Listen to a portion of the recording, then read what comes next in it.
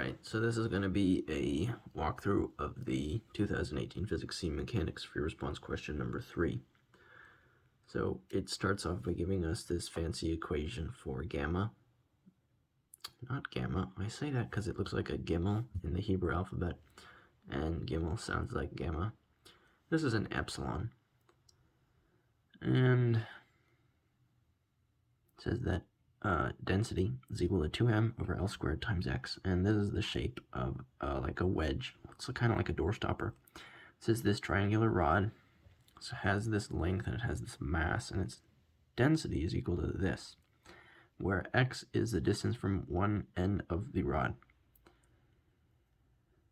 Using integral calculus, show that the rotational inertia of the rod about its left end is ml squared over 2. So let's do that. So integral calculus sounds scary. It's not. Here's why.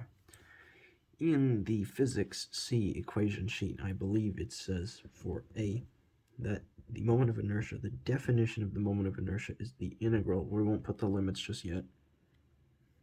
R squared dm. So we're going to use this equation at the top, and we're going to find dm from that equation. Now, how do you do that? Let me show you. So we take Greek letter equals 2m over L squared x, and we're going to solve for L. So this becomes Greek letter L squared over 2x equals m. Squared divided by 2 divided by x equals m. Next, we're going to take the derivative with respect to L and m. So the derivative of this becomes d over dl gamma L squared 2x equals dm. Derivative of that, bring down the 2, the 2's cancel out, this becomes gamma L over x equals dm. I'm going to put dm into here, and we're going to set our limits to be 0 and L since we're starting from here and we're going until here. So plug that in. Moment of inertia is equal to 0 to L R squared, which is the same thing as L. So I'm going to change L to R. Gamma R for x. Yeah, this should be a dr. dl, I guess, in that case, but dr over here. Simplify 0L R cubed gamma over x dr. Integrate R fourth gamma over 4x equals L fourth gamma over 4x minus 0. Simplify more. We put gamma. We're going to substitute that into there. This becomes L to the 4th times 2m over 4x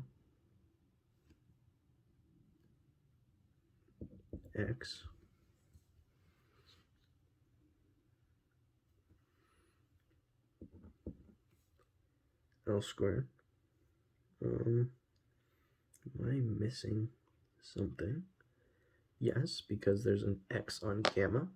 So there's our last x. Simplify this. This becomes 2m L squared over 4 becomes ml squared over 2. That's part A. Part B, simpler, asking us to calculate the total moment of inertia, which is the sum of the individual moments of inertia. So it says that the thin hoop above mass m, radius L, has this rotational inertia. So we can just take that, say that this is I1, and then each of the individual wedges will be I2s through 4. I2 through I4, excuse me. Sum equals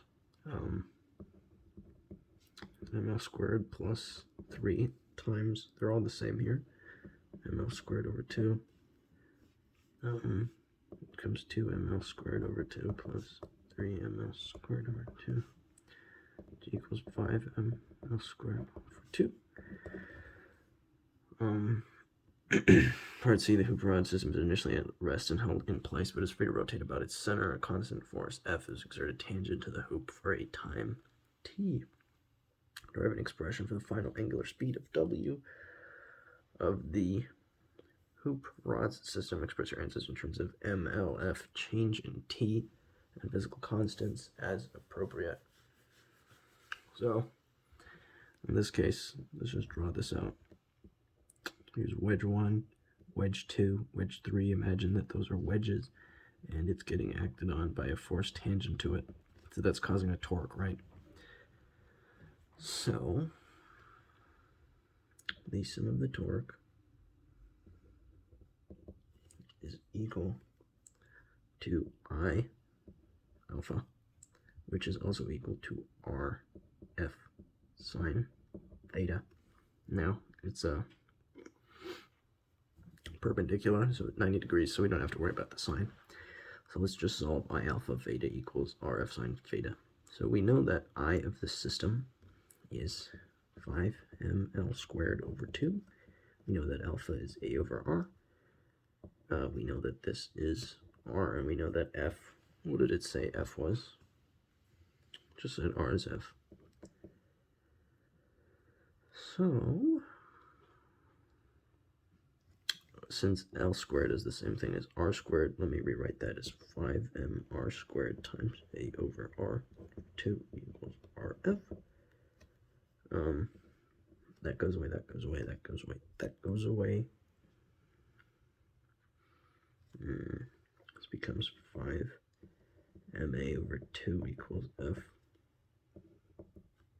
A is equal to 2F over 5m.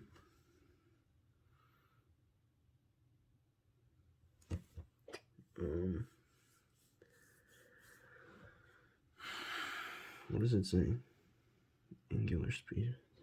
Angular speed. So we didn't even have to do that actually. What we would just do is we would just write alpha equals RF over I. Alpha equals RF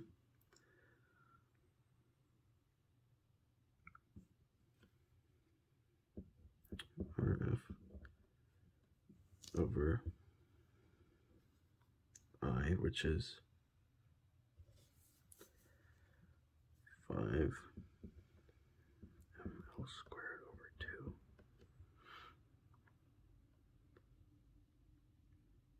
2. So, well, basically we just have to divide this actually by R. So we could just say that WF equals W initial plus alpha T equals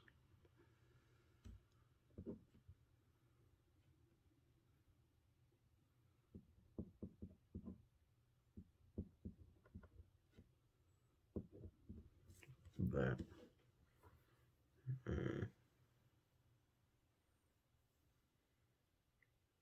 Does that check out though?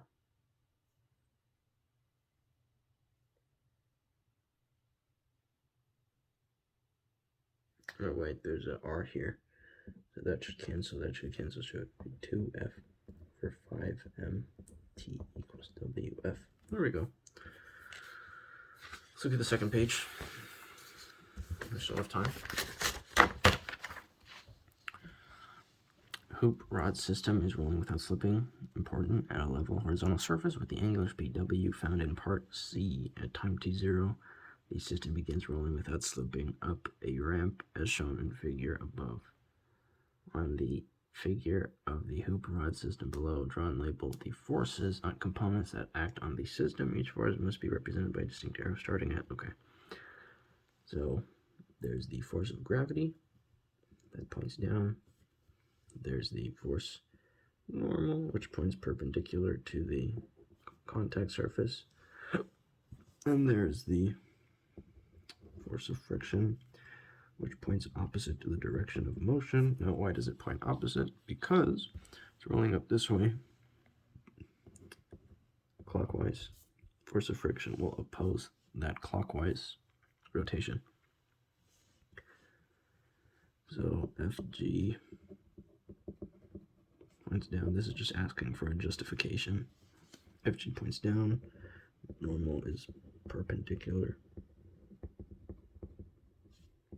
to contact, and force of friction opposes motion in clockwise direction. Last part, derive an expression for the change in height of the center of the hoop from the moment it reaches the bottom of the ramp until it reaches the maximum height. Express your answers in terms of ML, I total, omega, and physical constants as appropriate. So what this is saying, we're just going to use energy here, and we're going to say that the no friction energy, well, yes, friction, but the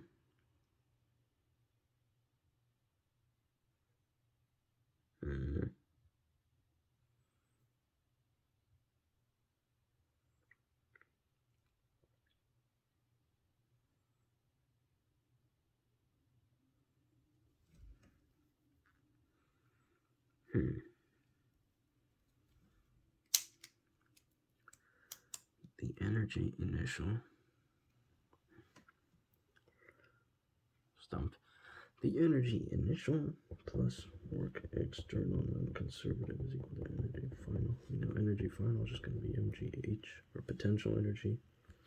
We know that it's starting off with a certain amount of rotational inertia and rotational energy and translational energy, and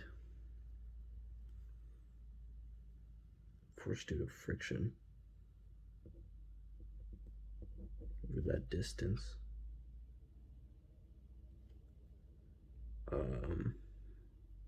Okay, 1/2 I. This reset was 5ml squared.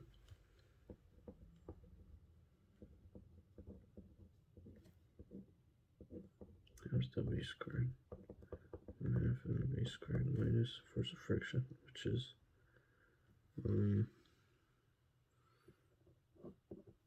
that way.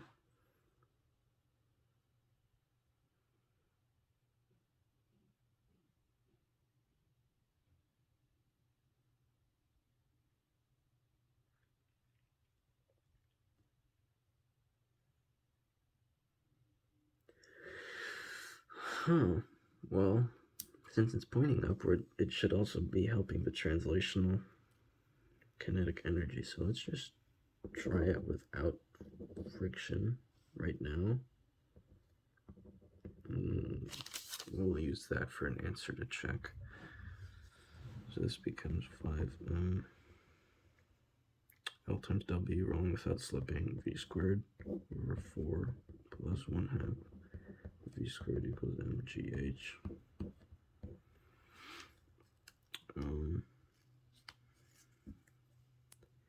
V squared final. Oh wait, we need to keep W. Oops. Okay, let's just speed this along. Plus 1/2 times 4, that's 4, that's 9/4. V squared equals GH.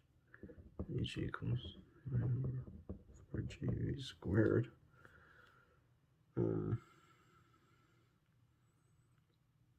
Rats. I was supposed to have V.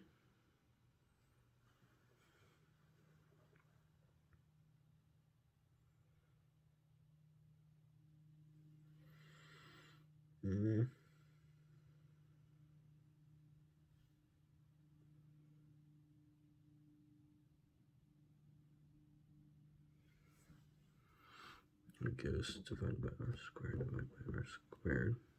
This becomes h equal to 9 w squared r squared 9w squared r squared for g